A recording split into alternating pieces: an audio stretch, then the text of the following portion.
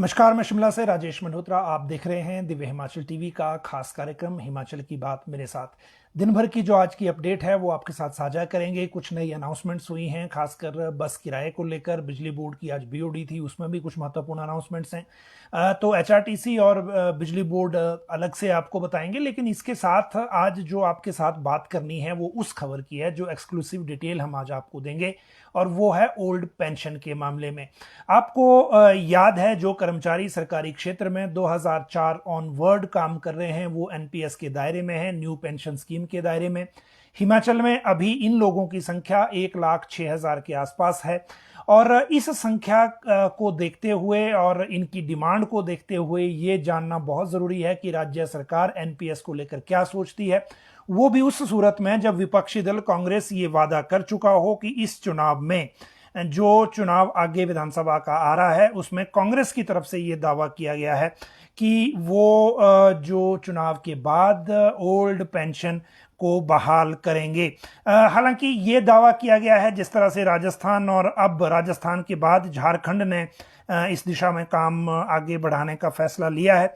लेकिन आज जब हम आपको ओल्ड पेंशन को लेकर जो डिटेल देंगे वो इसलिए महत्वपूर्ण और अलग है क्योंकि भारत सरकार से इस पर जवाब आ गया है। दरअसल जवाब राजस्थान को भेजना था भारत सरकार ने, लेकिन हिमाचल सरकार के लिए इंपॉर्टेंट इसलिए था क्योंकि हम बार बार ये डिमांड कर रहे थे कि जो भारत सरकार का स्टैंड है इस मामले में, वो जो राजस्थान को कन्वे हुआ है वो हमें भी मिल जाए। और ये एक बड़ा झटका आज के दौर में है जब राज्य सरकार खुद सोच रही हो ओल्ड पेंशन को या ओल्ड पेंशन को बहाल करने को लेकर। जो एक तरह से विचार चल रहा था उसको लेकर क्या जो चीजें हैं वो आगे होने वाली हैं, वो आज बात करेंगे। मल्टीटास्क वर्कर एजुकेशन वालों की मैं बात कर रहा हूं, उस पर आज बात करेंगे। साथ में जेओए आईटी 817 वाली पोस्ट की बात करेंगे कि एक साल होने के बाद अब अगला स्टेप क्या है, क्या लिया जा रहा है इनके द्वारा। आईएएस केस में जांच के आदेश हुए हैं। जो महिला आईएएस अधिकारी का मामला सचिवालय में कुछ हुआ था, उसमें जांच अधिकारी किसको लगाया गया है और किस मैंडेट, किस दायरे में ये जांच होगी, वो बताएंगे आपको। एचएएस को सस्पेंड कर दिया गया है मारपीट के आरोप में, ये कौन अधिकारी हैं वो भी आपको जानकारी देंगे। इसके साथ जो अगली बात है वो बिजली बोर्ड और एचआरटीसी के फैसलों की है। एएनएम और जिला परिषद की हड़ताल का स्टेटस क्या है, क्रेट में सेब बेचने का फैसला क्यों अब लेना पड़ रहा है, रिटायरमेंट से पहले 743 करोड़ का प्रोजेक्ट कैसे क्लियर हुआ, ये भी आपको बताएंगे। जल शक्ति की बात है, जिनके सेक्रेटरी आज रिटायर हुए। अग्निपथ के खिलाफ किस राज्य ने प्रस्ताव पारित किया। वैसे अगर हम हिमाचल के बाहर की आज दो घटनाएं इंपॉर्टेंट है, पंजाब की तो चलो अग्निपथ स्कीम को लेकर है इसलिए हम इसमें ऐड कर रहे हैं, लेकिन महाराष्ट्र में जो उलटफेर हुआ है वो बड़ा इंपॉर्टेंट है। कांग्रेस भाजपा के वर्कर हिमाचल में आज भिड़ गए और वो भी मुख्यमंत्री को काला झंडा दिखाने के चक्कर में, वो बात आपको बताएंगे। एक मोबाइल में एक ऐप डाउनलोड करने से कैसे 1 लाख रुपए खाते से उड़ गए, ये अवेयरनेस के लिए एक घटना आपको बताएंगे। कुल्लू की पार्वती टनल में वैसे ये प्रोजेक्ट शुरू से ही विवादों में रहा है, अब टनल में ज्यादा रिसाव होने का खतरा है, इसलिए 2-3 नालों के लिए अलर्ट जारी किया गया है। ये पूरा मामला क्या है वो बताएंगे। कांगड़ा में आज 2 ब्राह्मण नेता इकट्ठे हुए थे, मुकेश अग्निहोत्री और सुधीर शर्मा, और इसमें जो मुकेश अग्निहोत्री के एक बयान ने कांगड़ा की पॉलिटिक्स को कैसे हिलाया है वो भी आपको बात करेंगे, बताएंगे। सिंगल यूज प्लास्टिक कल से बंद हो रहा है और इसमें जुर्माना कितना होगा अगर इसको वायलेट करेंगे, ये इंपॉर्टेंट बात है। और मॉनसून जानलेवा शुरुआत हुई है क्योंकि 2 दिन के अंदर 13 डेथ हो गई हैं। कोरोना का हाल आपको बताएंगे और आपके सवाल जो हैं वो आखिर में जरूर लेंगे, क्योंकि जो सवाल हैं आपके वो कल भी हम नहीं ले पाए थे। इसलिए आपके पास अगर कोई क्वेरी है तो जरूर करें, और इसी में करें, व्हाट्सएप के जरिए ना करें। और दूसरी इसमें बात यह कि एक छोटा सा रिक्वेस्ट आपसे कि इस बुलेटिन को पहले अपनी जो फेसबुक वॉल है उस पर शेयर कर लें या किसी और ग्रुप में, ताकि ज्यादा लोगों तक ये सूचना पहुंच सके। आज 2776 सैंपल टोटल टेस्ट हुए थे, 96 नए पॉजिटिव केस आज मिले हैं, 53 लोग रिकवर हो गए हैं, एक पेशेंट आज एडमिट हुआ। टोटल एडमिशन हॉस्पिटल में 11 लोगों की है और टोटल एक्टिव केसेस 550 हैं हिमाचल में, और 11 जो लोग हॉस्पिटल में एडमिट हैं। टोटल डेथ 4122 हो चुकी हैं पूरे हिमाचल में।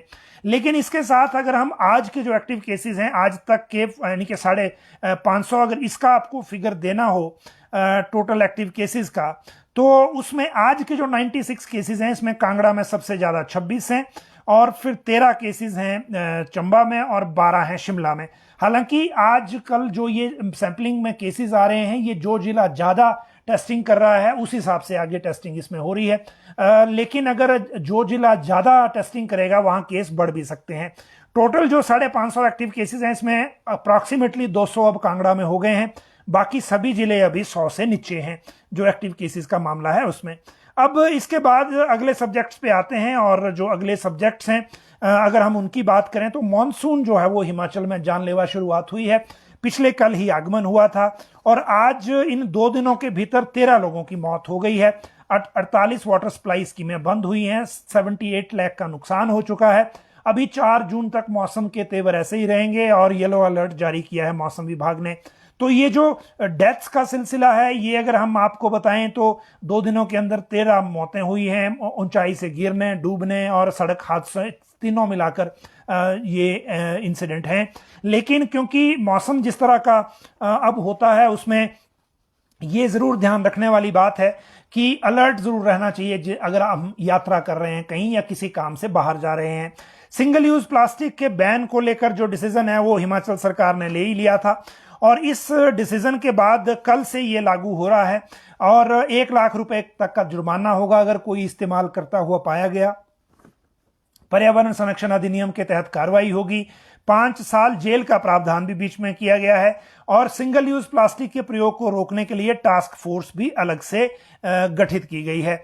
जहां तक बात रिसाइकलिंग प्लांट में नहीं जाता प्लास्टिक का पूरा कचरा, इसके कारण ये जो टॉक्सिक लिंक की एक स्टडी 2019 में सामने आई थी उसके बाद ये डिसीजन लिया गया है और इस डिसीजन के मुताबिक हालांकि अवेयरनेस के लिए टाइम लगेगा। अभी सभी जो दुकानदार हैं जो इस तरह की आइटम बेचते हैं सिंगल यूज प्लास्टिक वाली, उनको भी अपने स्तर पे इसमें अवेयरनेस अपने स्तर पे जुटानी होगी। जो पोल्यूशन कंट्रोल बोर्ड के मेंबर सेक्रेटरी हैं अपूर्व देवगन, उन्होंने बताया कि आम लोगों पर 500 से 2000 रुपए तक का चालान इसमें हो सकता है और इसीलिए इन चीज़ों से बचने की अब ज़रूरत है। जो भी अवेयरनेस कैंपेन बीच में चलता है उससे जानकारी लेके लोगों को चाहिए कि इसमें सहयोग करें और सिंगल यूज प्लास्टिक से बचें। कांगड़ा में 2 ब्राह्मण नेताओं की आज चर्चे हैं। वजह यह है कि मुकेश अग्निहोत्री आज गए थे सुधीर शर्मा के बुलावे पर और ये खबर आई है धर्मशाला से। कांगड़ा में पूर्व मंत्री जो पंडित संतराम हैं, सुधीर शर्मा के पिताजी, उनकी पुण्यतिथि पर एक कार्यक्रम था। उसमें मुकेश अग्निहोत्री ने सुधीर शर्मा को इशारों में सलाह दे दी कि कांगड़ा के बड़े लीडर के तौर पर उनको ऊपर उठना चाहिए और पैरवी कर दी। इससे अंदरूनी सियासत में भी बदलाव आया है और अग्निहोत्री ने सुधीर शर्मा को कहा कि आपको कांगड़ा में सियासी जो फरसा है वो उठाने की जरूरत है, अदरवाइज जो चीजें हैं जो जिस तरह से चल रही हैं वो वैसे ही जो आगे बढ़ेंगी। जहां तक बात जिला कांगड़ा के मुख्यालय धर्मशाला में ये कांग्रेस प्रचार कमेटी के अध्यक्ष सुखविंदर सुखून की अगुवाई में अग्निपथ योजना के खिलाफ निकाले जाने वाले मार्च से ठीक एक दिन पहले ये पंडित संतराम के जो पुण्यतिथि पर जो कार्यक्रम था उसमें मुकेश अग्निहोत्री आए थे।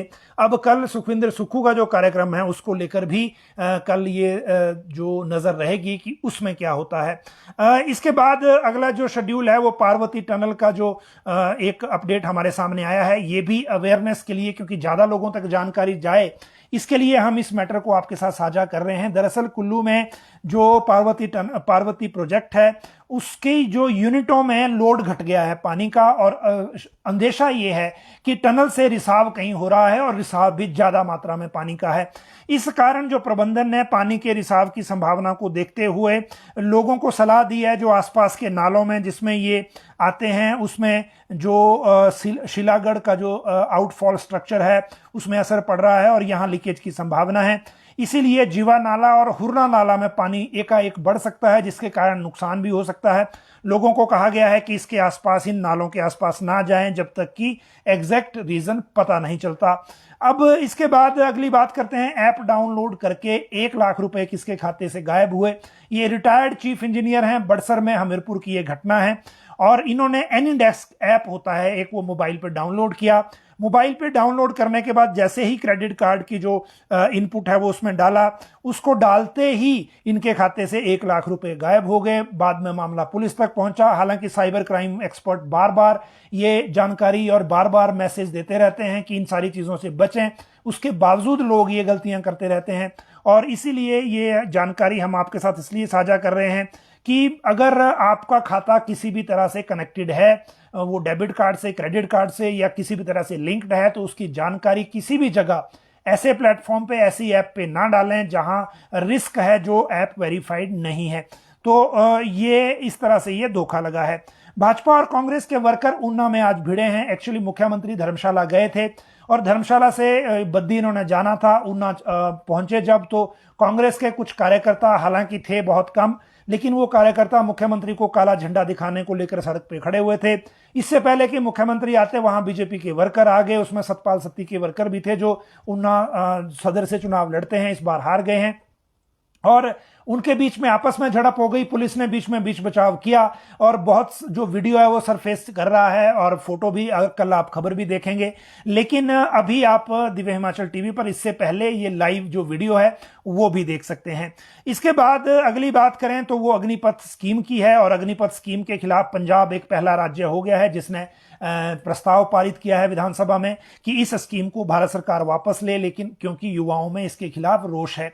हालांकि रोष कहां है और कितना है वो बात अलग है, लेकिन जो विधानसभा में प्रस्ताव पारित करने वाला पहला राज्य पंजाब हो गया है।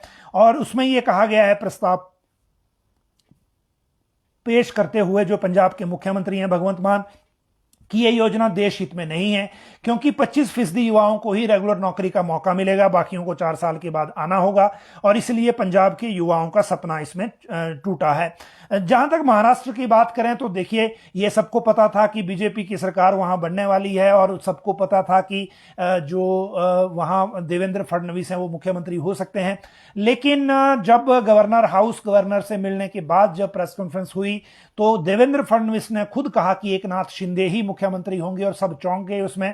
और उसके बाद उन्होंने कहा कि मैं केवल ये मॉनिटर करूंगा कि सरकार स्मूथली चले। लेकिन अल्टीमेटली हुआ ये कि भाजपा अध्यक्ष, जो राष्ट्रीय भाजपा अध्यक्ष हैं जेपी नड्डा, उनका बयान आया कि उन्होंने आग्रह किया है कि देवेंद्र फडणवीस डिप्टी सीएम बने।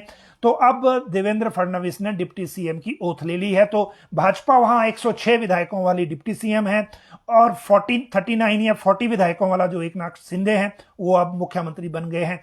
वजह क्या है, फैसला क्या है? क्योंकि बीएमसी के चुनाव आगे आने वाले हैं, 2024 के चुनाव भी हैं। कई चीजों को लेकर चीजें उसमें रहती हैं। जैसे आसाम में हुआ था, अचानक वहां मुख्यमंत्री के जो कांग्रेस से आए हुए जो लीडर थे उनको बना दिया गया था। तो कई चीजें हैं, लेकिन ये चौंकाने वाला फैसला जरूर था। अगली अगर हम बात करें इसमें, तो वो रिटायरमेंट से पहले 743 करोड़ का प्रोजेक्ट कहां क्लियर हुआ है, ये अपने आप में एक रोचक खबर है। आपको पता है कि जो जल शक्ति विभाग के सचिव हैं विकास लाबरू, वो आज रिटायर हो गए हैं। और उनकी रिटायरमेंट के साथ ही पिछले दिन 29 जून को भारत सरकार से एक चिट्ठी आ गई, जिस चिट्ठी में यह कहा कि जो एएफडी प्रोजेक्ट है, जो फ्रांस की एक एजेंसी फंड करती है, जिसमें और इसमें हिमाचल के 5 से 7 शहरों में सीवरेज का प्रोजेक्ट बनने हैं, उसके लिए जो 742 करोड़ का जो प्रोजेक्ट था, उसका जो लोन एग्रीमेंट है उसकी क्लियरेंस भारत सरकार से आ गई 29 जून को। और ये आते ही विकास लाबरू के सेक्रेटरी रहते हुए 3 एक्सटर्नल एडेड प्रोजेक्ट जो हैं, एक एडीबी का, एक एनडीबी का और एक एएफडी का, ये तीनों क्लियर हो गए हैं। टोटल इन्वेस्टमेंट इसमें करीब 1900 करोड़ की ये रहेगी। और इसीलिए उनके रिटायर होने से एक रोज पहले ये क्लियरेंस एक बची थी और वो भी आ गई। आज ये रिटायर हो गए। उनके रिटायरमेंट से पहले जल शक्ति मंत्री महेंद्र सिंह ने इनके लिए एक पार्टी दी, फेयरवेल पार्टी ट्रिपल एच में। उसमें पूरे प्रदेश के जल शक्ति के अफसरों को बुलाया गया था। और आज इनके पद खाली करने के बाद जल शक्ति विभाग का जिम्मा दे दिया गया है अमिताभ अवस्थी को। हमने परसों आपको लाइव में बताया था कि अमिताभ अवस्थी को ये जिम्मा मिलना है। और जो तकनीकी शिक्षा है वो निशा सिंह को गया है, वो भी आपको परसों बताया था। तो ये आज का जो छोटा मोटा एक रिशफल था उस वजह से हुआ। और इसके बाद अगली बात करें तो सेब जो है वो क्रेट में बेचने का फैसला क्यों करना पड़ रहा है, वो भी आपको बताएंगे। और वो इसलिए बताएंगे क्योंकि कल इस बारे में एक बड़ी बैठक होने वाली है। और इस बड़ी बैठक के बाद क्या डिसीजन होता है वो बात आगे आगे रहेगी। लेकिन जो क्रेट को लेकर डिसीजन हुआ है होना है वो इसलिए करना पड़ रहा है क्योंकि इस बार सेब की बम्पर फसल होने वाली है। उम्मीद यह है कि 4 करोड़ से ज्यादा पेटियां होंगी और कल सेब बागवानों के साथ बागवानी विभाग के अधिकारी बैठक करेंगे। इसमें क्रेट में सेब मंडियों तक पहुंचाने को लेकर फैसला होगा। क्रेट सिस्टम से बागवान खुश नहीं है। इन्होंने कहा है कि इससे सेब को डैमेज होता है, लेकिन कार्टन की इस बार कमी पड़ सकती है फसल ज्यादा होने की वजह से, इसीलिए कल ही हम इसको आपको बताएंगे। लेकिन कार्टन पर जीएसटी घटाने को लेकर जो डिमांड है वो की जा रही है और वो डिमांड कर रही है बार बार ये सेब उत्पादक। इस पर भी अभी डिसीजन होना बाकी है। इसके बाद अगली बात करें तो वो है जो एएनएम और जिला परिषद की हड़ताल है। जिला परिषद की हड़ताल के जो कर्मचारियों का चौथा दिन हो गया। अब इनको पंचायत प्रधानों का समर्थन भी मिल गया है। एक नई अपडेट इसमें ऐड हुई है। लेकिन इससे पहले जो एएनएम वाले हैं वो भी आज लगातार दूसरे दिन अनशन पर बैठे थे। जो क्रमिक अनशन इनका चल रहा है, आज सुबह में इन्होंने नारेबाजी की और अभी तक इनसे कोई भी बातचीत सरकार की तरफ से नहीं हुई है। तो अब क्योंकि स्वास्थ्य मंत्री शिमला में नहीं है, किसने ये इनिशिएट करना है और कौन इस मैटर को देखेगा। स्वास्थ्य सचिव हालांकि वापस जरूर आ गए हैं क्योंकि वो जीएसटी काउंसिल की बैठक के लिए गए थे। तो ये दो चीजें इसमें आज की थी। बिजली बोर्ड और एचआरटीसी में जो बड़े फैसले हैं, एचआरटीसी में तो मुख्यमंत्री ने धर्मशाला से नारी को नमन जो स्कीम है वो लॉन्च कर दी है, जिसमें आधा टिकट हो गया है महिलाओं का। हालांकि इसके बाद जो मिनिमम किराए वाला मामला है वो और जो प्राइवेट के लिए क्या करेंगे वो आगे जब नोटिफिकेशन होगी तब देखेंगे। लेकिन प्राइवेट बस ऑपरेटर इस फैसले के खिलाफ हाईकोर्ट पहुंचे हुए हैं, उसमें सरकार को नोटिस हो गया है। उस केस में अपडेट क्या होती है वो आगे आपको बताएंगे जब भी इसमें अपडेट होगी। लेकिन साथ में एचआरटीसी में कुछ पोस्टें 250 के आसपास भरने का फैसला हुआ है, वो भी जल्दी भर्ती शुरू हो जाएगी। जहां तक बात मल्टीटास्क वर्कर की है वो ऊपर करेंगे, लेकिन बिजली बोर्ड में जो आज फैसले हुए हैं उनकी जानकारी आपको दे देते हैं क्योंकि बिजली बोर्ड में आज बीओडी की मीटिंग के कारण बड़े फैसले हुए हैं। यहां पंजाब पे बैंड देने को लेकर डिसीजन जो है वो मिल गया है। निदेशक मंडल की बैठक में यह फैसला हुआ। 2012 से लाभ मिलेगा। 7 साल होगी नॉन आईटीआई की प्रमोशन की अवधि। विद्युत के उपकेंद्र हाटकोटी, आंध्रा और नोगली में 30 नए पद सृजित होंगे। नए डिवीजन खुले हैं बहुत क्योंकि ये जो फाइनेंस जो सेक्रेटरी हैं वहां से पहले हो गए थे। पंजाब वेतनमान से इनको राहत मिलेगी, आरडी धीमान ने कहा है। और बाकी जो मामला है इसमें विस्तार से जितने भी डिसीजन हुए हैं वो डिसीजन आप सुबह प्रिंट की फॉर्म में अखबार में देख सकते हैं और तभी आपको उसकी जानकारी भी मिल जाएगी। लेकिन इसके अलावा जो बाकी मामले हैं इसमें अब वो अगली बात करें वो है आईएएस केस में जांच के ऑर्डर और एचएएस की सस्पेंशन का। आईएएस आपको पता है जो 2017 बैच की आईएएस अधिकारी हैं किरण बढ़ाना, इनके ऑफिस में एक इंसिडेंट हुआ था जिसको मीडिया ने पहले थोड़ा गलत तरीके से पेश कर दिया था और उसके बाद जो सचिवालय के कुछ कर्मचारी अधिकारी जो वहां लोग उस टाइम अवेलेबल थे वो उन्होंने धावा बोल दिया इनके दफ्तर में। कहा गया कि इनको धमकाने की बात हुई। तो इन सारी चीजों के बाद इन्होंने शिकायत दी हुई थी मुख्यमंत्री को, मुख्य सचिव को, कि उनको जो सचिवालय में खतरा है, पीएसओ की मांग की थी सिक्योरिटी के लिए। अब उस लेटर पर जांच के आदेश हो गए हैं और आज जो सेक्रेटरी एग्रीकल्चर हैं राकेश कंवर, उनको जांच अधिकारी इसमें बनाया गया है। अब वो इसमें एक तरह से इंक्वायरी करेंगे, सिंगल मेंबर इंक्वायरी है और उसके बाद देखेंगे कि जो आरोप लगाए गए हैं जो किरण बढ़ाना के द्वारा वो कितने सही हैं और जिनके ऊपर आरोप लगाए गए हैं उन पर क्या कार्रवाई होनी चाहिए। हालांकि सचिवालय में यह मसला अब एक मुद्दा बनने वाला है क्योंकि PA, private secretary association, class 1 association और जो बाकी सेक्रेटरीट की एसोसिएशन है वो भी इसमें अब बीच में कूद सकती हैं क्योंकि इंक्वायरी का ये मैटर हो गया है। तो ये एक मसला है आज का। दूसरा मसला है एचएएस अधिकारी को सस्पेंड करने का और वो केवल राम सहजल की बात है जो 2011 के एचएएस अधिकारी हैं। ये अभी फूड कमीशन में सेक्रेटरी लगाए गए हैं। 3 रोज पहले फूड कमीशन में जो मेंबर हैं ऑलरेडी रमेश गंगोत्रा, उनके साथ इनका झगड़ा हो गया था। उसमें रमेश गंगोत्रा को चोटें आई थी, उनकी नेजल बोन ब्रेक हो गई थी। उसके बाद एफआईआर दर्ज हुई पुलिस स्टेशन छोटा शिमला में। इसके बाद फिर सैजल को वहां हाई कोर्ट से अग्रिम जमानत लेनी पड़ी। जो secretary food and civil supplies हैं आरडी नजीम, उन्होंने रिपोर्ट भेजी थी कार्मिक विभाग को। वो रिपोर्ट मुख्यमंत्री कार्यालय तक गई और उसके बाद इनको सस्पेंड करने का फैसला लिया है। आज राज्य सरकार ने केवल राम सहजल को सस्पेंड कर दिया है। तो ये सस्पेंशन का ऑर्डर है। अब आगे मल्टीटास्क वर्कर की बात करते हैं। ये एजुकेशन में जो 8000 मल्टीटास्क वर्करों की भर्ती होनी थी उसका अपडेट है। और उसमें अपडेट ये है कि इसमें 30 जून तक भर्ती कंप्लीट करने को कहा था एलिमेंट्री डिपार्टमेंट ने सभी डिप्टी डायरेक्टर्स को। लेकिन भर्ती कमेटी का अध्यक्ष क्योंकि इसमें एसडीएम थे तो कई जगह डेडलाइन क्रॉस हो गई है, 30 जून तक आज लास्ट डेट थी, वो भर्ती नहीं हो पाई। अब जो आगे भर्तियां हैं वो एक्सटेंड इसमें डेट करनी पड़ेगी। जैसे करसोग जो उपमंडल है वहां पे 7 जुलाई को शायद रिजल्ट आने वाला है। इसी तरह से अभी तक जितनी भी कंप्लायंस आया है उसमें 7 या 8 जिलों से कंप्लायंस आया है, बाकी जिलों से अभी भी भर्ती ये प्रोसेस जारी है और डेडलाइन क्रॉस हो गई है। तो ये जो मामला है वो अभी भर्तियों का अभी आगे और लंबा खींचेगा। जहां तक पीडब्ल्यूडी की भर्तियों की बात है वो भी अभी प्रोसेस चल रहा है, लेकिन उसमें डेडलाइन फिक्स नहीं हुई है कि कब तक कंप्लीट करनी है। जीओए 817 भर्ती को लेकर जो राज्य सरकार की तरफ से वर्बली डायरेक्शन गई है वो वही गई है कि आप जितनी पोस्टें होल्ड इसमें होती हैं, चाहे 530 हैं, चाहे 512 हैं, चाहे 400 कुछ उसमें बने, वो जितना बोर्ड जो आयोग है अपने लेवल पे कंफर्म कर ले उसके बाद उनको होल्ड करके बाकी का रिजल्ट डिक्लेयर करें। लेकिन अभी सबसे पहले टाइपिंग टेस्ट के रिजल्ट डिक्लेयर करने को लेकर कहा गया है। जहां तक अभ्यर्थी हैं उनकी बात है, वो कह रहे हैं 1 जुलाई 2021 को उनका पेपर हुआ था, 1 जुलाई 2022 कल आ गया लेकिन रिजल्ट नहीं आया, और इसीलिए ये कल से कुछ लोग वहां क्रमिक धरने पर हमीरपुर आयोग के दफ्तर के बाहर बैठने का प्लान कर रहे हैं। कल ही पता लगेगा कितने लोग बैठेंगे कितने लोग नहीं, क्योंकि जो अभी तक हमारे पास जो इंफॉर्मेशन आई थी वो इंफॉर्मेशन ऐसी नहीं थी कि जो जिसको बोलते हैं कि वो जो है किसी ऑफिशियल लेटर पैड पे या बाकी चीज़ों पे आई हो, इसीलिए हमें उसका अभी ऑफिशियली इंतज़ार करना पड़ेगा। जहां तक बात अगली है इसमें जो सेक्रेटरी जो पर्सोनल को फाइल पुटअप हुई है उस फाइल पर आगे ऑर्डर क्या होता है उसके लिए इंतजार अभी करना ही पड़ेगा। अब आगे जो बात है, जो मेन आज का सब्जेक्ट है वो है ओल्ड पेंशन का, और ओल्ड पेंशन को लेकर आज हम आपको एक्सक्लूसिव जानकारी देंगे कि राज्य सरकार तक जो डॉक्यूमेंट प्रिक्योर हुए हैं उनमें क्या अपडेट नया है और इस अपडेट के मुताबिक अब क्या हो रहा है ओल्ड पेंशन का हिमाचल में।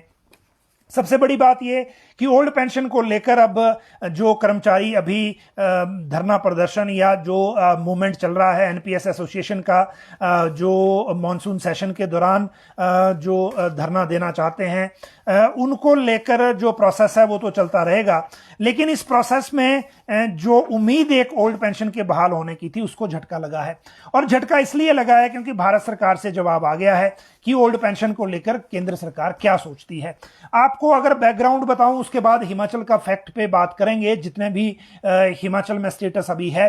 और हिमाचल में बात करने से पहले राजस्थान की बात करते हैं।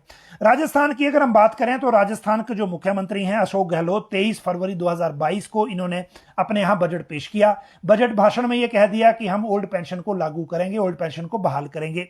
23 फरवरी को बजट अनाउंस करने के बाद 21 अप्रैल को चिट्ठी लिखी भारत सरकार को कि हमने अपने यहाँ ओपीएस को खत्म कर दिया, एनपीएस को खत्म कर दिया है, और जो डिडक्शन कर्मचारियों के खातों से हो रही थी एनपीएस में उसको भी रोक दिया है।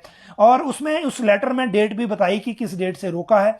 इसीलिए इस अवधि के बीच में, जिस अवधि में एनपीएस को लागू किया गया था राजस्थान के मामले में, क्योंकि उनके यहां अप्रोक्सीमेटली 4 लाख कर्मचारी हैं और 30,000 करोड़ से ज्यादा का अमाउंट वो जो ये सब्सक्रिप्शन है एनपीएस की उसका जमा करवा चुके थे जो पीएफआरडीए में। और ये जो पीएफआरडीए है उसमें ये उनकी जो जमा है वो हो चुका था राजस्थान का।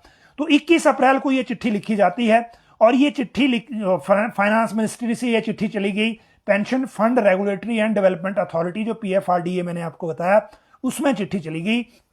उसके बाद चिट्ठी का जवाब दिया गया 7 मई को। अब आप कहेंगे कि इतनी पुरानी डेट की चिट्ठियां क्यों अभी सामने आ रही हैं? उसकी वजह यह है कि यह कन्वे की गई थी राजस्थान को, हिमाचल का इसमें बीच में कोई लेना देना नहीं था।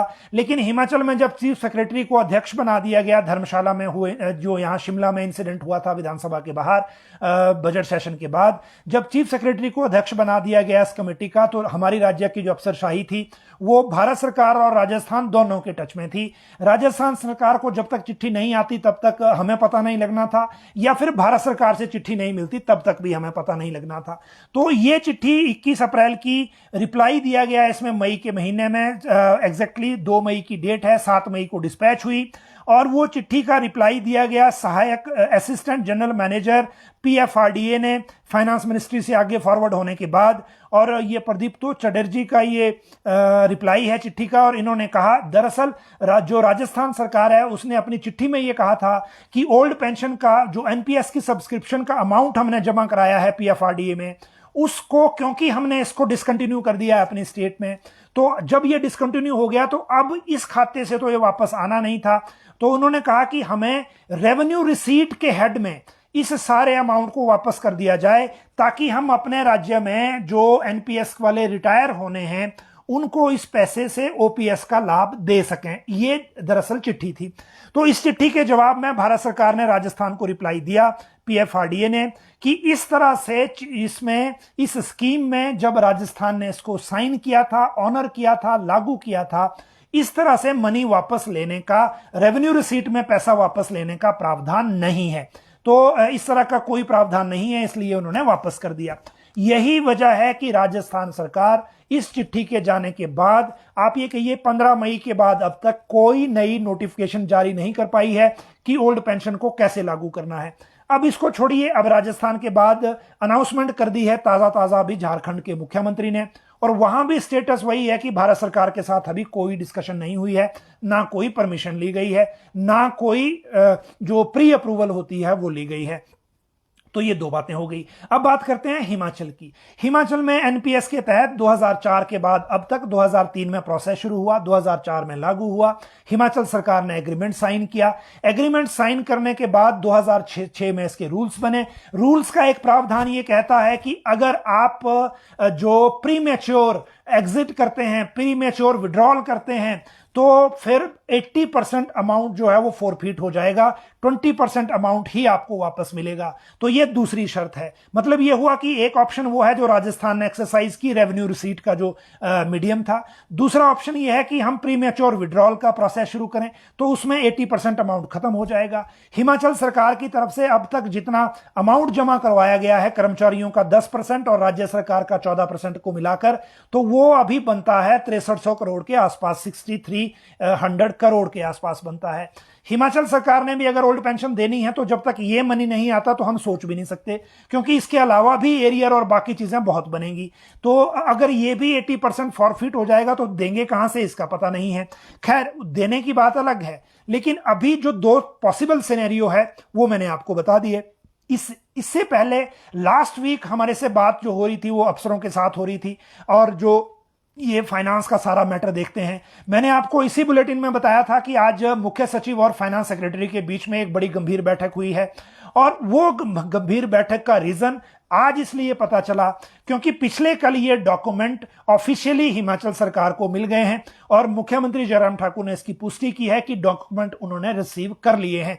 और उन डॉक्यूमेंट्स में यही है कि भारत सरकार ने क्लियर कर दिया है कि एनपीएस से विड्रॉल का ऑप्शन नहीं है, और उसकी सबसे बड़ी वजह यह है कि ये जो पीएफआरडीए में पैसा जाता है वो आगे जो आईआरडीए है, इंश्योरेंस का जो रेगुलेटर है, वो तीन जगह इसको इन्वेस्ट कराता है। वो मैंने आपको पहले भी बताया था, एलआईसी, एसबीआई और यूटीआई में जो इन्वेस्ट कराता है उसमें। तो जो पैसा यहां से जाता है वो ऑलरेडी अंडर इन्वेस्टमेंट है, उसको बीच में विड्रॉ नहीं कर सकते, उसकी अगली लीगल कॉम्प्लिकेशन है। तो इसीलिए ये अब भारत सरकार, जैसे कि राजस्थान को रिप्लाई भेजा गया है, उस रिप्लाई में एक डॉक्यूमेंट ये भी लगाया गया है उसके साथ कि अभी आप कुछ साल के लिए दिक्कत होगी इसमें, लेकिन आने वाले दिनों के लिए जो एनपीएस में एम्प्लॉइज हैं, जो शुरू से एनपीएस में आ रहे हैं, उनको रिटायरमेंट में बेनिफिट ज्यादा मिलेगा इन कंपैरिजन जो अभी रिटायर हो रहे हैं, जिनको एनपीएस में पूरा वक्त नहीं मिल रहा है। लेकिन ये तो तर्कों की बात है। कर्मचारी जो हैं वो इससे पूरी तरह से वो जो नहीं रखते, उनको भरोसा बिल्कुल नहीं है। बहुत सारे एग्जाम्पल ऐसे हैं जिनकी जो सैलरी लास्ट थी उसका 10वां हिस्सा भी पेंशन में नहीं बना। बहुत सारे लोग ऐसे हैं जिनकी पेंशन जो है वो 1000 रुपए इससे नीचे या इस तरह की बन रही है। तो ये इशू इतना इजी नहीं है, और इसीलिए ना केवल सरकारों को पर बाकी सरकारों के लिए भी हैंडलिंग अभी इसलिए इजी नहीं है, क्योंकि सरकार जब हैंडल करेगी तो फिर हिमाचल पूरी तरह से भारत सरकार पे निर्भर है। वजह यह है कि जो रेवेन्यू डेफिसिट ग्रांट है, जो हर महीने हमें 800-900 करोड़ के आसपास मिलती है, उसी से हमारी सैलरी चल रही है। और इस रेवेन्यू डेफिसिट ग्रांट को 15वें फाइनेंस कमीशन ने बेशक थोड़ा होल्ड किया, सपोर्ट किया, लेकिन इसके बाद ये लगातार गिरती जाएगी। जब ये कम होती जाएगी, अब देखिए जो जीएसटी की कंपनसेशन है वो अभी 30 जून जो आज का डेट है वो आखिरी दिन है। इसके बाद जीएसटी कंपनसेशन मिलेगी या नहीं हमें पता ही नहीं है। तो यहां बहुत इंपॉर्टेंट है कि हिमाचल सरकार तब तक डिसीजन नहीं ले पाएगी जब तक भारत सरकार इसमें ओके नहीं करेगी या कोई और रास्ता नहीं निकालेगी। अब दूसरी बात ये करते हैं कि आज के दौर में दूसरा रास्ता अब क्या है। तो दूसरा रास्ता सिर्फ ये है कि हम अपने यहाँ जो जितना इसका वर्कआउट है वो करें पहले, फिर ऑप्शन जो है उसमें एक दो ऑप्शन के साथ भारत सरकार को अप्रोच करें। मुख्यमंत्री जी ने आज हमें यह भी बताया, जयराम ठाकुर ने, कि जो मुख्य सचिव की अध्यक्षता में कमेटी बनाई गई है उस कमेटी को कहा गया है, डायरेक्शन दी गई है वो जल्दी से अपने यहाँ बैठक करे, क्योंकि वो बैठक नहीं की है उसमें उस कमेटी ने। और इस बैठक में अभी एनपीएस के एसोसिएशन को भी नहीं जोड़ा गया है। इस बैठक में अभी एनजीओ सरकार की तरफ से मान्यता प्राप्त है उसको भी नहीं जोड़ा गया है। तो इन लोगों को जब इसमें असिस्ट नहीं करेंगे तो आपको विकल्प पता नहीं चलेंगे कि किस विकल्प पर अब बात करनी है, किस विकल्प पे आगे बढ़ना है। तो इन सारी चीजों को देखते हुए ये बहुत इंपॉर्टेंट है कि एनपीएस पे और ओल्ड पेंशन को लेकर रास्ता क्या निकालना है, क्योंकि चुनावी वर्ष है। कांग्रेस घोषित कर चुकी है कि हम ओल्ड पेंशन को बहाल करेंगे।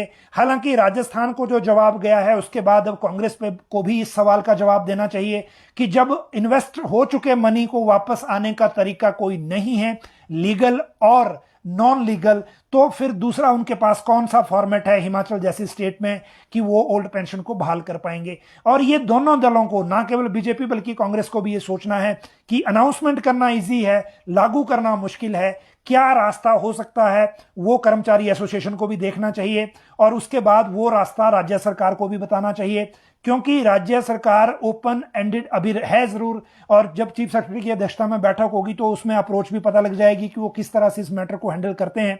लेकिन होगा यही कि भारत सरकार को ही मैटर भेजना पड़ेगा। इसके बाद अगला जो सब्जेक्ट है वो आपके सवाल हैं, उन पे भी आज इसलिए बात करेंगे क्योंकि कल हम सवाल आपके नहीं ले पाए थे। और इन सवालों में अगर आपके पास कोई और क्वेरी है तो वो भी जरूर करें ताकि हम उसको फिर उस तरह से ले सकें। एनटीटी की भर्ती क्या चुनाव से पहले होगी, ठाकुर अजय? ये तो बड़ा यक्ष प्रश्न है जी, इसके बारे में तो अभी क्या बोल सकते हैं। कमल सिंह राठौर एम्प्लॉइज की डिस्ट्रिक्ट जुडिशरी की बात कर रहे हैं। ये फाइल अभी फाइनेंस को आज मिली, आज तो नहीं पिछले कल मिली है वैसे, लेकिन फिर भी इसकी एग्जैक्ट डिटेल आपके पास लाएंगे बहुत जल्दी। ओपीएस तो देनी होगी, ये विवेक शर्मा कह रहे हैं। मैरिड बेटी करुणामूलक आधार पर सरकार को नौकरी कब देगी? सरकार ने डिसीजन ले लिया है और ये विशेष का सवाल है। सरकार ने डिसीजन ले लिया है, इसमें कैबिनेट से भी ओके हो गया है। अगर इसमें जो आगे जो इसमें एक इशू होता है लेटर वो नहीं हुआ तो हम उसका आपको चेक करके बताएंगे। जहां तक बात अगली है वो रिपीटेड सवाल, 3% एनुअल इंक्रीज कॉन्ट्रैक्चुअल एम्प्लॉय का कमल कुमार का सवाल है। पिछले कल तक स्टेटस ये था कि ये फाइनेंस में फाइल पे मैटर नहीं है। अराजपत्रित कर्मचारी महासंघ के महासचिव ने इस मैटर को ईमेल के जरिए फाइनेंस सेक्रेटरी को भेजा था, लेकिन अभी ये ईमेल के बाद फाइल पे नहीं आया है, इसको प्रोसेस नहीं किया जा रहा है। तो जिसने भी ये करवाना है, जो एसोसिएशन है आपकी, उसको बोल लें कि वो सरकार तक ये बात पहुंचाए। आगे जो बात है वो रिपीटेड सवाल इसमें ज्यादा दिख रहे हैं। टीजीटी टू लेक्चरर प्रमोशन, ये अरुण शर्मा का सवाल है। R and P rule of new pay scale, matter employ, अच्छा डिस्ट्रिक्ट जुडिशरी का होगा, मैंने पहले बता दिया आपको। पीटीए लेफ्ट आउट रेगुलराइजेशन की योधराज प्राशर जी, कोई अपडेट अभी नहीं है। जल रक्षक की भी ठाकुर सत्यप्रकाश जी, कोई अपडेट नहीं है। नहीं राइडर संशोधन नोटिफिकेशन, निर्मल भारद्वाज जी, थोड़ा टाइम लगेगा अभी इसमें, और इतनी जल्दी आप अपेक्षित ना करें। मुझे लगता है जुलाई में हो जाए तो बड़ी बात है, लेकिन जुलाई में करवाने के लिए कोशिश इसमें चल रही है। एमएलए को भी एनपीएस में लिया जाए, अरुण ठाकुर, बिल्कुल सही बात है। अगर आप डिमांड कर रहे हैं तो सरकार को इस पर सोचना चाहिए। पे अनोमली कमेटी, अजय कुमार जी, ज्यादा उम्मीद ना करें। जो रिपोर्ट थी प्राइमरी वो दी जा चुकी थी और उसमें कोई ज्यादा सोल्यूशन नहीं निकला है। आयुष विभाग में ड्रग इंस्पेक्टर, औषध निरीक्षक के पदों का सृजन करना चाहिए, अविकाश ठाकुर का ये डिमांड है। 4/9/14 का कोई अपडेट नहीं है अश्विनी ठाकुर जी, क्योंकि इसमें पंजाब का इंतजार किया जा रहा है। 2018 बैच के पुलिस कांस्टेबल को हायर ग्रेड पे बैंड मिलेगा, ये अन्नू पठानिया का सवाल है, और ये हमने कल फाइनेंस से क्लियर कर लिया था। कल 9 बजे आपको इसकी जानकारी भी दी थी, आज अखबार में खबर भी छपी है। जैसे ही जो 3 जनवरी 2022 की पे रिवीजन रूल्स की नोटिफिकेशन अमेंड होगी तो 2017 के बाद वालों पे वो ऑटोमेटिक लागू हो जाएगी, ये बिल्कुल कंफर्म है। Harish Chauhan any update PT case का बिल्कुल नहीं है अभी जी, कोर्ट का ही मैटर है। और जहां तक बात मल्टीटास्क की न्यूज़ का बता दिया मैंने आपको। शिवम का सवाल है regular policy to NHF employ, Lekhraj Sharma ji इस पे अभी काम चल रहा है, इमीडिएट डिसीजन तो अभी कब होगा वो देखते हैं। आईटीआई ट्रेनर आईएमसी वाले जो हैं वो पॉलिसी एक्सटेंशन का कोई अपडेट बिल्कुल नहीं जी, अभी हमारे पास कोई अपडेट है नहीं, नया सवाल है इसलिए पता करना पड़ेगा।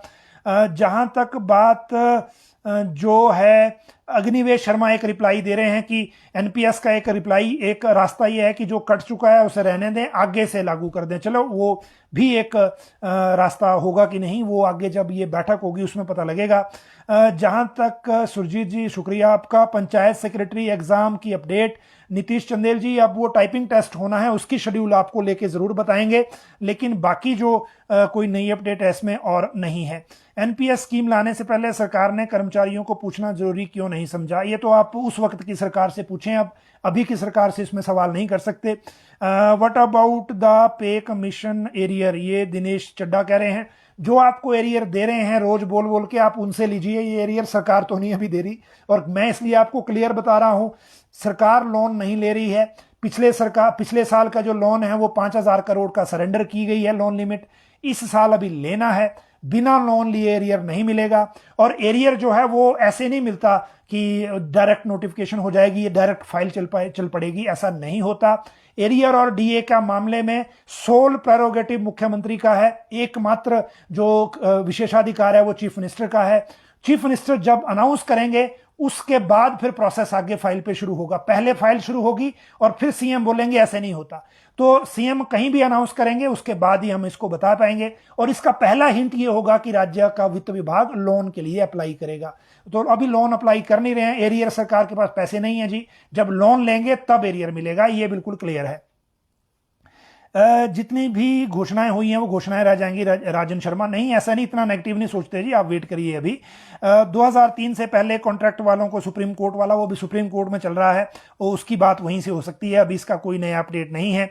जहां तक बात जो है अगली है, प्रदीप ठाकुर भी इसमें कमेंट कर रहे हैं लेकिन वो कमेंट चला गया, ये एनपीएस के अध्यक्ष हैं और राजस्थान ने जो कहा है उसका ये इसमें रिप्लाई दे रहे हैं, आप इसको भी एक बार देख लें। मैं इसमें लेने वाला था लेकिन इनका जो स्क्रॉल में कमेंट चलते रहते हैं वो ऊपर चला गया।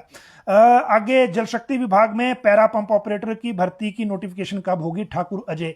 इनकी जो पिछली भर्तियां हुई थी उसकी नोटिफिकेशन भी लेट मिली थी। जल शक्ति विभाग में बहुत सारे मामले बड़ी जल्दी निकल जाते हैं कागजों पर, तो आप अपने यहाँ जो आपके एसडीओ और एक्सीएन हैं उन्हीं को पूछें पहले, उनको सबसे पहले पता लगेगा।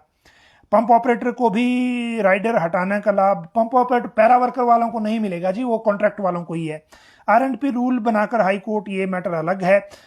Restore old pension, DPE promotion, ayurvedic pharmacist, NTT, Zila Parishad employ latest update. ये एनटीटी का तो कोई अभी भी अपडेट है नहीं, तो उसके लिए तो थोड़ा इंतजार आप लोगों को करना है। और TGT promotion, TGT to PGT promotion, outsource Balvinder Sharma, outsource वाले भी थोड़ा सा इंतजार अभी कर लें क्योंकि जुलाई के पहले हफ्ते में या इसके आसपास कैबिनेट की बैठक होने वाली है, इसी दौरान कैबिनेट सब कमेटी की भी बैठक होनी है और फिर एक बार कैबिनेट सब कमेटी की बैठक हो जाए तो सारी चीजें ये फाइनल हो जाएंगी। NTT, JOA, JBT, police Shastri, TGT सब फंसे हुए हैं कोर्ट में, ये रंजन शर्मा कह रहे हैं। टीजीटी हिंदी पदनाम की नोटिफिकेशन बहुत टाइम लगेगा, सुषमा चौधरी जी, अभी परसों ही मैंने आपको अपडेट दिया था, ये प्रोसेस अभी लंबा रहने वाला है। आगे जो करुणामूलक नौकरियां बहाल कर दें क्लास सी की, क्लास सी का मतलब क्लास 3 होगा अगर, तो वो तो नहीं होने वाली जी, उसकी उम्मीद ना रखें, जल्दी क्लास 4 की होंगी। एएनएम के लिए जस्टिस पूनम ठाकुर मांग रही हैं, ये आज फिर से इन्होंने अनशन किया था तो आप लोगों ने देखा भी था, मैंने लाइव भी दिखाया था। डेट ऑफ अपॉइंटमेंट से सीनियोरिटी का मुद्दा सरकार के समक्ष उठाएं, केवल शर्मा जी आपकी एसोसिएशन बार बार उठाती रही है लेकिन उसके बाद भी कुछ नहीं हो रहा और ये सिर्फ प्रेस नोट देने तक बात सीमित रह गई है। कोई भी बात मनवानी है तो लड़ना पड़ता है, ये आपको भी पता है, हमें भी पता है, लेकिन अभी इस मैटर में कोई सीरियसनेस नहीं है। 399 पोस्ट की जो रिजल्ट है वो जल्दी आने वाला है, बड़े सारे लोग इसमें रिप्लाई कर रहे हैं और जो जितेंद्र चौहान कर रहे हैं, एक कह रहे हैं एक देश एक विधान, सबको पेंशन एक समान, बिल्कुल नारा तो रहना चाहिए। और जो उदयपुर वाली घटना हुई वो मैं आपको उसमें भी ऐड कर रहा हूं, एक देश एक संविधान होना चाहिए और इस देश में कॉमन सिविल कोड को लागू करने की जरूरत है। और ये बात याद आई आपके एक विधान से, ये नहीं चलेगा कि एक के लिए डिफरेंट कानून, दूसरे के लिए डिफरेंट कानून। तो उसी वजह से ये दिक्कतें जो है हमारे समाज में हो रही हैं। जिस तेजी से आउटसोर्स पॉलिसी का मुद्दा सरकार ने उठाया वो ठंडे बस्ते में है। दिनेश कुमार शर्मा, मैं बिल्कुल आपको उस टाइम भी बोल रहा था कि जितनी हाइप इस मुद्दे को दी गई है उस हाइप के अनुसार ये हल होगा, इस पे संदेह था मुझे पहले दिन से ही, और अब भी लगभग वैसा ही लग रहा है। लेकिन अब उम्मीद आप इसलिए कर सकते हैं क्योंकि जो वर्कआउट है वो बड़ा सीरियसली हुआ है, जो विभागों में जितने आउटसोर्स कर्मचारियों को लेकर हुआ है। तो थोड़ा सा इंतजार कर लें। सुरेंद्र कुमार सीएचओ के बारे में पूछ रहे हैं, कम्युनिटी हेल्थ अफसर की। ये पोस्ट भी एक तरह से तिलिस्म बन गई है इस सरकार में, और तिलिस्म इसलिए कि हेल्थ सेक्रेटरी थे अमिताभ अवस्थी, उनके वक्त ये शुरू हुआ था। उन्होंने फाइनेंस से सहमति भी ले ली थी कि इसको शुरू कर दिया जाए, बीच में वो चेंज हो गए, सुभाषिष पांडा को बना दिया, वो फिर छुट्टी चले गए, उसके बाद दोबारा अमिताभ अवस्थी आ गए, लेकिन सीएचओ की भर्ती अप्रूव नहीं हुई। और इसमें भी वही बात है जैसे कि एनटीटी और प्री नर्सरी टीचर की है, भारत सरकार से अप्रूवल है, भारत सरकार से पैसा मिला हुआ है, राज्य में जो डिस्पेंसरियां हैं जिनको जो हेल्थ इंस्टीट्यूशन है जिसको अपग्रेड करना है वो भी अवेलेबल है, लेकिन भर्ती नहीं हो रही, और जिनको भर्ती करना है वो भी अवेलेबल है लेकिन भर्ती नहीं हो रही, नौकरी होने के बावजूद नहीं दी जा रही। प्री नर्सरी का भी यही मामला है, भारत सरकार से पैसा मिल चुका है, प्री नर्सरी में स्कूलों में बच्चे एडमिट हो चुके हैं 50,000 से ज्यादा, लेकिन जिनको रखना है वो भी अवेलेबल है लेकिन रख नहीं पा रहे। और इतना स्लो सिस्टम है कि अब क्या कहें जी, अफसरों की फाइलों के चक्कर में घूम रहे हैं सारे, और ये बाबुओं ने फाइलें उलझाई हुई हैं और आगे भर्तियां नहीं हो रही। आगे आईजीएमसी में received the new revised salary in spite of submission of option given in time, ये नीरज वैष्णवी का सवाल है। इसको आप अलग से दोबारा से कहें क्योंकि ये हम इस तरह से नहीं ले पाएंगे क्योंकि क्लैरिटी नहीं होगी। और रिटायरमेंट एज 60 साल होनी चाहिए, अशोक कतरी कह रहे हैं। और जी नए लोगों को रोजगार देने का भी ऑप्शन छोड़िए, अगर रिटायरमेंट एज ही बढ़ाते रहेंगे तो फिर नए लोगों को नौकरी कहाँ मिलेगी। क्या ऐसा संभव नहीं हो सकता कि जो नए भर्ती हैं उनको पुरानी तरह पेंशन लागू कर दें? जगदीश शर्मा का ये सवाल है। चलिए, लेकिन एक बात आप सब समझ लें और बिल्कुल गांठ बांध लें, और वो इसलिए कि बाकी जो एसोसिएशन, जो कर्मचारी लीडर, जो एनजीओ के प्रतिनिधि या बाकी आपको जो मर्जी कहें, भाजपा शासित राज्यों में कोई इस कदम में सुमोटो एक्शन नहीं ले सकता, ये बिल्कुल क्लियर है। और इसमें अगर कोई रास्ता निकला तो वो केंद्र सरकार से ही निकलेगा। कांग्रेस शासित राज्य डिसीजन लेते रहें, लेकिन उनको वही करना पड़ेगा कि जो पैसा चला गया उसको भूलना पड़ेगा। और जो लोग बीच में एनपीएस काट चुके हैं 2014 से लेकर 2004 से लेकर 2022 तक, उनके लिए क्या होगा वो राज्य सरकारों को, उनको जवाब देना पड़ेगा। आगे के लिए आप कर सकते हैं, अगर आपने अपना सेल्फ डिपेंडेंट हिसाब से ओल्ड पेंशन को देना है तो आप अगली डेट से कर सकते हैं, मान लीजिए आप कट ऑफ डेट से आगे कर लें, लेकिन पिछले वालों का क्या होगा फिर वो भी बताना होगा। तो ये सारा अभी सिनेरियो है। हमारा मकसद किसी एक के पक्ष नहीं है, ना इस तरफ ना उस तरफ, हम सिर्फ आपको जो फैक्चुअल डिटेल है उसको लाके आपको बताते हैं। बाकी आप लोगों ने देखना है, जो इफेक्टिव पार्टी है वो, और जो जिसने करना है सरकार ने उसने, हम सिर्फ एक माध्यम है दोनों तरफ से बात रखने का भारत सरकार से, क्योंकि डॉक्यूमेंट्स जो हैं वो ऑफिशियली कन्वे हो गए हैं, तो वो जानकारी आपको देना जरूरी थी, वही आज आपको दी है। आप सब लोग लाइव जुड़े, बहुत बहुत शुक्रिया। कल फिर मिलेंगे इसी समय इसी प्लेटफॉर्म पे। बहुत बहुत धन्यवाद।